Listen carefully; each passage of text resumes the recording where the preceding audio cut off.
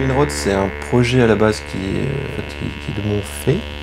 Il existe depuis officiellement 2006, quoi. Voilà. Depuis l'album Intersection.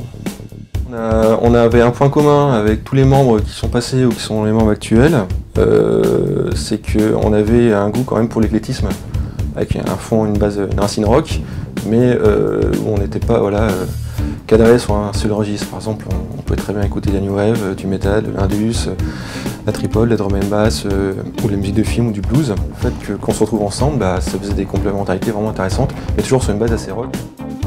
Dernièrement, il y a beaucoup de groupes qui refont de la musique à l'image. Ce qu'on nous dit souvent en termes de retour, que ce soit les chroniqueurs ou les spectateurs, entre guillemets auditeurs, c'est David Lynch qui revient souvent dans cette veine à la fois romantique, noire, et puis avec ses brusques ruptures de registre, passant du métal à une musique très naïve. On se porte quand même plutôt vers une mouvance de plus en plus rock, avec une musique assez frontale, directe, même si on ne perdra jamais l'essence même des Vinrod, qui est vraiment musique, ambiance visuelle.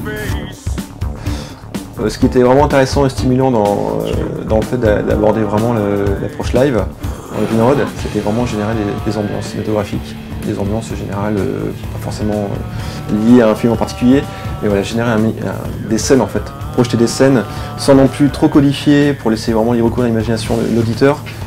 Mais vraiment générer des ambiances. En fait, c'est un peu comme pièce de théâtre, c'est-à-dire qu'après, à chaque nouvelle scène qu'on va faire, on va peaufiner, on va essayer d'aiguiser un peu plus l'univers et à la fois proposer un style à la fois complémentaire et riche.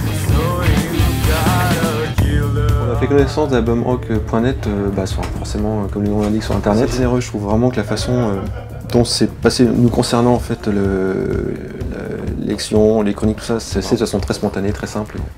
On sent vraiment que de l'autre côté, il y a des véritables interlocuteurs, des gens qui sont passionnés, quoi.